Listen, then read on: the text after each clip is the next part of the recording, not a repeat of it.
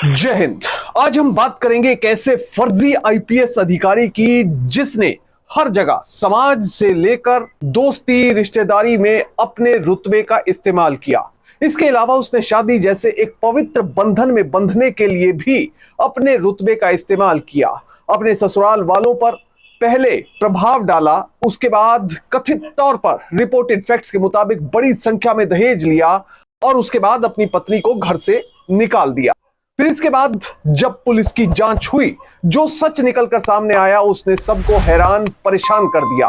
Police सीधा इस कथित आईपीएस अधिकारी को दबोचने के लिए उनके नोएडा स्थित आवास पर पहुंची तो वहां पर मोहल्ले वाले हैरान थे और ये सोच रहे थे कि आखिर इतने सीनियर अफसर के घर पुलिस इस तरह से एग्रेसिव तरीके से क्यों जा रही है।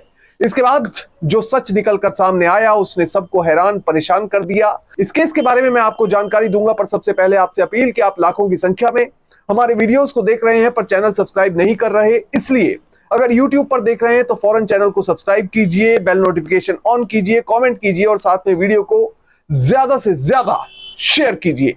फेसबुक पर देख रहे हैं तो फेसबुक पेज को लाइक कीजिए, कमेंट कीजिए, शेयर कीजिए। मैं जानता हूं ये वीडियो आप आखिर तक देखेंगे क्योंकि ये आप में जागरूकता लाने के लिए देखना बहुत जरूरी है। अब आपको बताते हैं कि पूरा मामला है क्या। एक फर्जी आईपीएस जिसका नाम है संजय कुमार, वो अपने साथ हमेशा एक गनमैन, एक ड्राइवर और स्टाफ रखा करता। जहां भी वो जाता अपने रुतबे का पूरी तरह से इस्तेमाल करता। इसके साथ ही उसने अपने विजिटिंग कार्ड तक छपवा रखे थे और जहां भी जाता सबसे पहले अपना इंट्रोडक्शन देता और अपना काम बड़ी आसानी से करवा लिया करता। मथुरा के रहने वाले संजय कुमार अपने रुतबे के कारण समाज में एक अच्छी पोजीशन वाले व्यक्ति के तौर पर देखे जाते थे। समाज में लोग उन्हें एक आदर्श के तौर पर देखते थे और अपने बच्चों को कहा करते थे कि संजय कुमार जैसा बनो, क्योंकि वो आज आईपीएस अधिकारी है और वो एक मध्यम वर्गीय परिवार से उठा हुआ व्यक्ति है। अब धीरे धीरे जैसे जैसे उम्र बढ़ रही थी, शादी के रिश्ते भी आने शुरू हो गए। हर कोई चाह रहा था कि किसी तरह से संजय और उसके परिवार से रिश्ता जुड़ जाए। इस बीच संजय भी अपनी शादी को लेकर थोड़े गंभीर थे तो उन्होंने मैट्रिमोनियल साइट्स पर भी अपना प्रोफाइल डाल दिया और उस प्रोफाइल पर भी लोगों का आकर्षण देखते ही बनता था, क्योंकि एक आईपीएस अधिकारी, वर्दीधारी और पढ़ा लिखा व्यक्ति, उससे कौन रिश्ता जोड़ना नहीं चाहेगा। इसी बीच जब शादी के रिश्तों की बात चल रही है तभी अचानक से एक रिश्ता आता है और ये रिश्ता प्राइमा फेसाई पहली नजर में संजय को भी पसंद आ जाता है।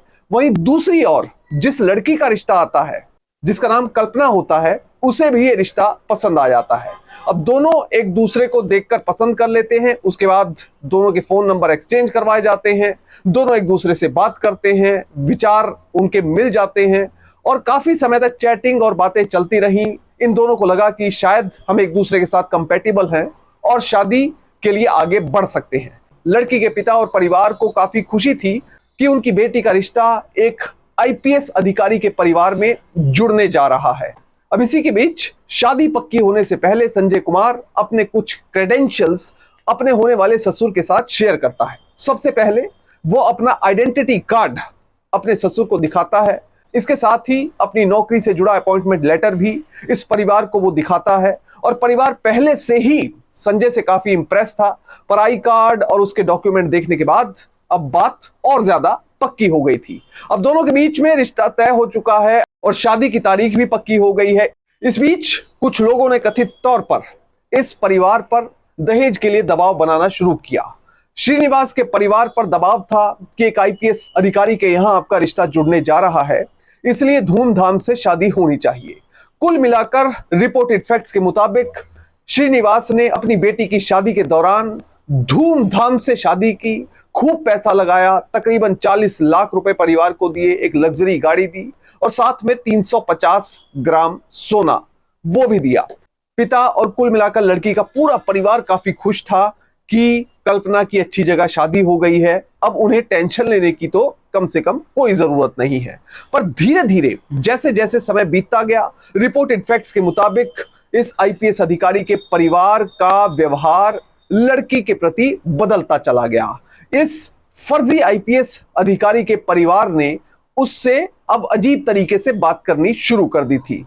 लड़की का आरोप है कि ससुराल वालों ने उस पर दबाव डाला कि अपने पिता से कहो कि नोएडा में एक फ्लैट हमें लेकर दे दें, जिसके बाद लड़की ने इसका विरोध किया और इसके बाद मामला बिगड़ता चला गया।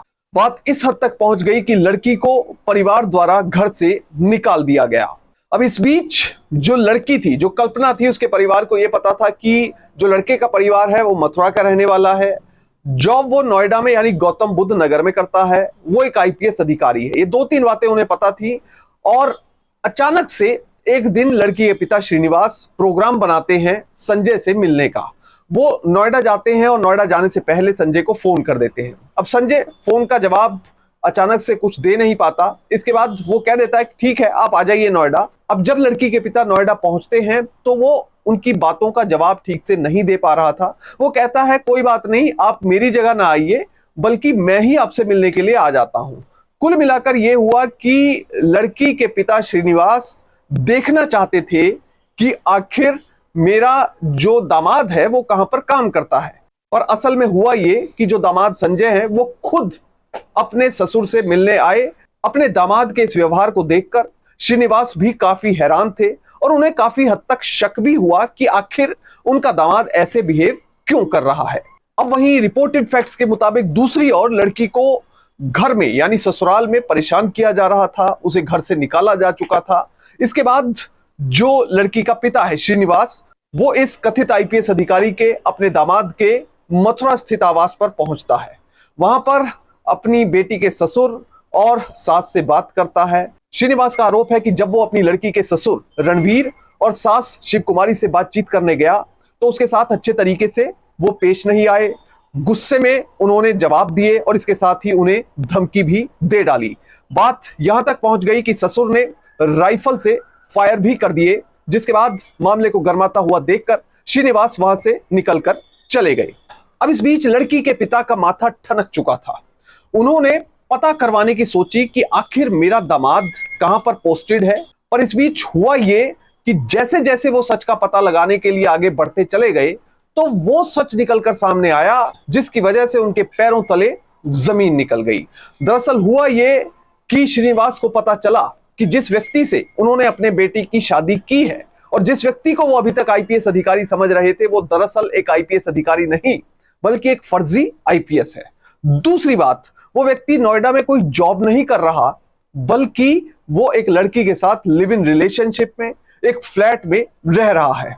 जो सुनकर श्रीनिवास भी हैरान रह गए और उनकी लड़की के लिए जैसे पूरी दुनिया उजड़ गई थी। श्रीनिवास और उसके परिवार ने इस कथित फर्जी आईपीएस अधिकारी को सबक सिखाने की सोची।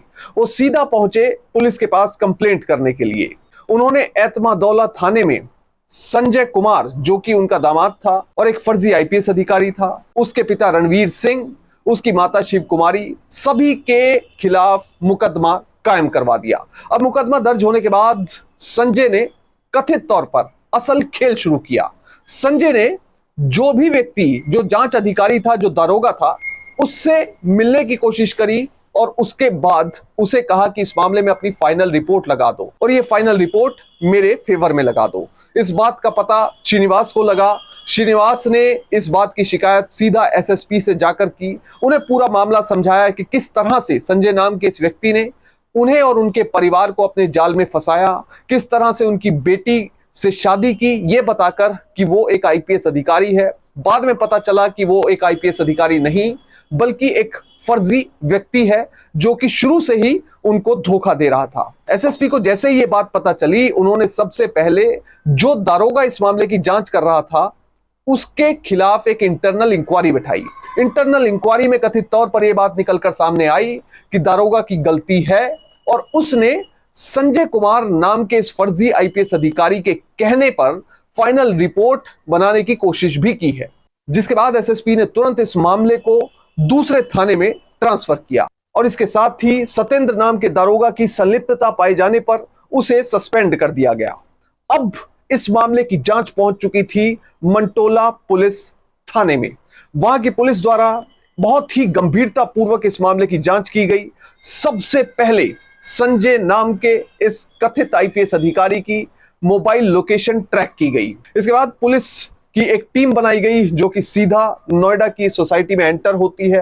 अब जो नोएडा की सोसाइटी है जहां पर ये संजय कुमार रह रहा था, वहां पर सारे मोहल्ले वाले हैरान इसलिए थे कि अक्सर इतनी ज्यादा पुलिस संजय कुमार नाम के इस आईपीएस अधिकारी के घर नहीं आया करती थी। मोहल्ले को यही लगता था कि वो एक आईपीएस अधिकारी है, क्योंकि हमेशा उसके साथ एक गनमैन, एक वर्दीधारी रहा करता था और पूरे समाज में उसने अपने आप को यह बताया हुआ था कि वो एक आईपीएस यानी इंडियन पुलिस सर्विस का अफसर है।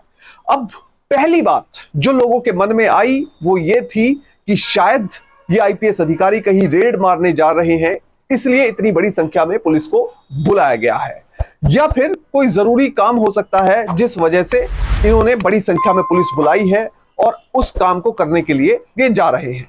अब फिर भी ये सब कुछ देखते हुए लोगों को कुछ शक इसलिए हुआ क्योंकि पुलिस के जितने भी जवान या अधिकारी वहां पर पहुंचे थे वो एग्रेशन में थे, गुस्से की भावना उनके अंदर भरी हुई थी।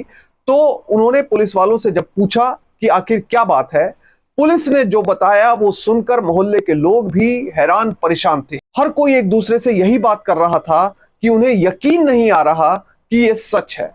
पुलिस वालों ने बताया कि ये कोई आईपीएस अधिकारी नहीं बल्कि एक फर्जी व्यक्ति है जो सिर्फ अपना झूठा नाम और अपनी झूठी शोहरत और स्टेटस के लिए लोगों को फर्जी आईपीएस बनकर दिखाता है। असल में वो कुछ भी नहीं करता है, जिसके बाद ये लोगों के लिए भी बड़ी हैरानी वाली बात थी। इसके बाद पुलिस की ओर से संजय कुमार नामक इस व्यक्ति को गिरफ्तार कर लिया गया और उसके खिलाफ कानूनी कार्रवाई शुरू कर दी गई है। पर इस पूरे मामले में जो बात निकलकर सामने आई है वो यही है कि कुछ लोग समाज में ब्यूरोक्रेट्स, आईएएस, आईपीएस, आईआरएस अधिकारियों के रुतबे को देखकर इतना ज्यादा इन्फ्लुएंस हो जाते हैं कि वो ये पद पाने के लिए सही तरीका ना अपनाते हुए कई बार उल्टे तरीके को अपना लेते हैं। सही तरीका यह होता है कि आप यूपीएससी के एग्जाम की तैयारी कीजिए और अच्छा रैंक लाकर यह पद हासिल कर लीजिए, और गलत तरीका, उल्टा तरीका यह होता है कि मुन्ना भाई बनकर लोगों को आईपीएस अधिकारी या आईएएस अधिकारी बनकर रौब दिखाना और झूठी शानो शौकत दिखाना, जो कि असल में कहीं भी एग्जिस्ट ही नहीं करती।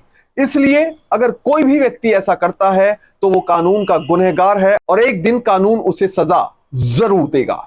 जय हिंद।